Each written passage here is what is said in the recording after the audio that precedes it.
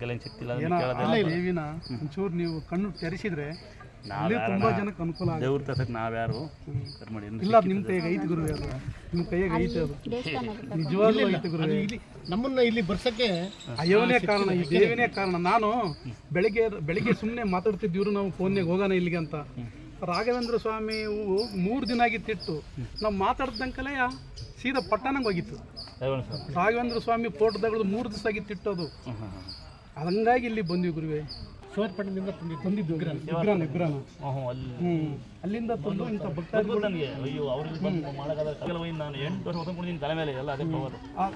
ಅಷ್ಟು ಸೇರಿ ಭಕ್ತಾದಿಗಳೆಲ್ಲ ತಮಿಳ್ನಾಡು ಎಲ್ಲ ಹೋಗಿದ್ದೀವಿ. ಅಂತಂತರ್ಬಿಟ್ಟು ನಮ್ಮ ಹತ್ರ ಬಂದಿದ್ದೀವಿ. ನಮ್ಮ ದೇವರ ಅಪ್ಪಣೆ ಕೊಟ್ಟಿದ್ದಕ್ಕೆ ನಾವು ಇಲ್ಲಿ ಬಂದಿದ್ದೀವಿ.